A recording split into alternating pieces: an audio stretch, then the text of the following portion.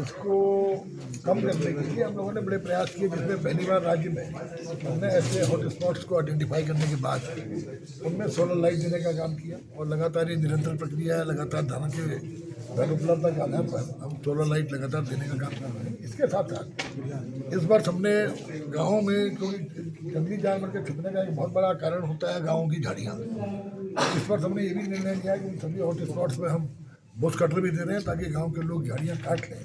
इसके अलावा आपने देखा कि हमने जो सरकार संवेदनशीलता जिससे दिखती है, क्योंकि आदमी के जीवन की कीमत तो नहीं होती, लेकिन सरकार की संवेदनशीलता दिखनी चाहिए। हमने जो 4 लाख रुपया मानव वन्य जीव संघर्ष में मौत में मिलता था, पिछले वर्ष उसको बढ़ा करके 6 लाख किया था और इस बार हमने उसको बढ़ा के 10 लाख करने का काम किया।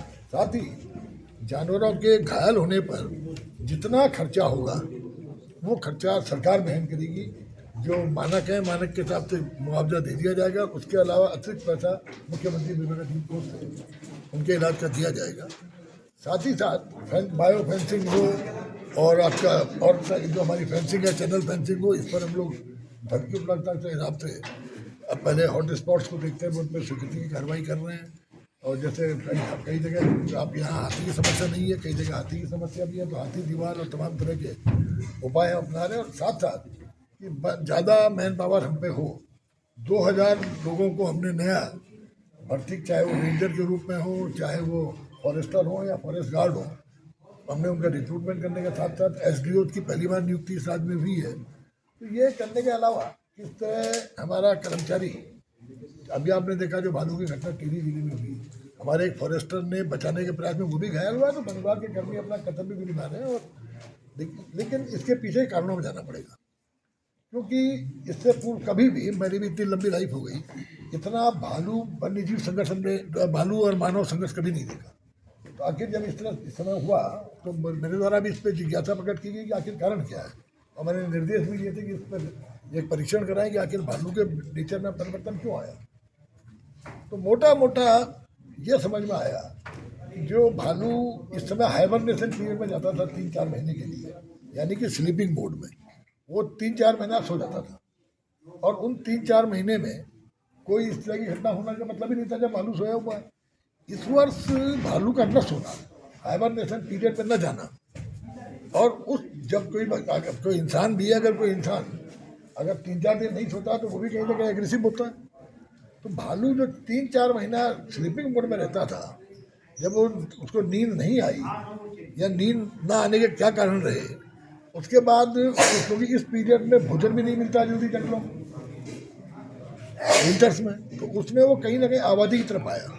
और मैंने शुरू में भी कहा, हम लोगों ने वन विभाग ने लगातार लोगों से आवेदन किया था कि गाँवों के आसपास अपना जो फूड वेस्ट है इसको न डालें, क्योंकि ये सबसे ईजी टारगेट होता है। और फूड वेस्ट के चक्कर में भूखा भालू आबादी की तरफ आया और इससे मानव वन्य जीवन संघर्ष की शुरुआत हुई। लेकिन मूल कारण जो है वो, जिसमें जो आज चिंता केवल सरकार की चिंता नहीं है, वो मानव जीवन की चिंता है कि ये जो जिस तरह से क्लाइमेट चेंज हो रहा है, ये जलवायु परिवर्तन इसका सबसे बड़ा कारण है। जलवायु परिवर्तन होने के में जो हो, उसके कारण वो हाइबरनेशन में ना जाना, हाइबरनेशन में जाने पे मानव के साथ संघर्ष का बढ़ना, तो इस पर। लेकिन अब उसके अलावा आप अगर देखेंगे पिछले 4 वर्षों में जितने पैंथर्स, टाइगर्स, लेपर्ड्स को मारने के आदेश, नष्ट करने के आदेश इस सरकार में हुए, इतने पहले कभी नहीं हुए। जितने हम लोगों ने ट्रैंकुलाइज करके पकड़ने का काम किए, इतने पहले कभी नहीं हुए। हम लोग इस मामले में संवेदनशील हैं और अब हम कुछ रेस्क्यू सेंटर भी बना रहे हैं कि ताकि कुछ, क्योंकि जब हमारा, आपको मालूम है कि पूरे दुनिया में घनत्व के हिसाब से सबसे ज़्यादा हमारे राज्य में टाइगर है, तो उसके कारण, और इनकी एक टेरिटरी जो होती है, और टेरिटरी के कारण जो आपस में लड़ते हैं और उसके बाद कमज़ोर को हटा दिया जाता है, तो जब इनका कैरिंग कैपेसिटी ज़्यादा होना, मैं समझता हूँ ये भी एक बहुत बड़ा कारण है कि आबादी की तरफ गए। इसके लिए हम कुछ नए रेस्क्यू सेंटर बना रहे हैं जिनमें जो हमारे घायल या बूढ़े जानवर हैं उनको उसमें रखकर कहीं ना कहीं संघर्ष को टालने की हम प्रयास करेंगे। लेकिन कुल मिलाकर के इसमें सबसे बड़ा रोल आम आदमी का है कि वो जागरूक रहे, अकेले न निकले, अंधेरों में न निकले। तो ये तमाम ऐसे कारण हैं, इसको जनता को अपनाना चाहिए और इस तरह की घटनाओं को कम करने में अपना भी सहयोग देना चाहिए। सर, पहाड़ों में स्वास्थ्य सुविधाओं का बुरा हाल है, आपके द्वारा भी लगातार निरीक्षण किए जा रहे हैं। सर, किस तरह का रिस्पांस दिया जा रहा है और कई जगह आपने फटकार भी लगाई है? देखिए, ये स्वास्थ्य एक बहुत बड़ा चैलेंज है पूरे राज्य के लिए, स्वास्थ्य सेवाएं। और मैं समझता हूँ कि मैं लगातार कोशिश कर रहा हूँ कि हमारे डॉक्टर्स अपने धर्म को समझें, कर्तव्य को समझें, और यहाँ पर भी लापरवाही होगी निश्चित रूप से कड़ी से कड़ी कार्रवाई की जाएगी। मैं लगातार प्रयास कर रहा हूँ और मेरा स्पष्ट निर्देश है कि एक तो अस्पतालों को रेफरल हॉस्पिटल में बनाया जाए, पहला। दूसरा, हॉस्पिटल्स में ये जो दवाइयाँ बाहर से खरीदने का काम है इसको बंद किया जाए।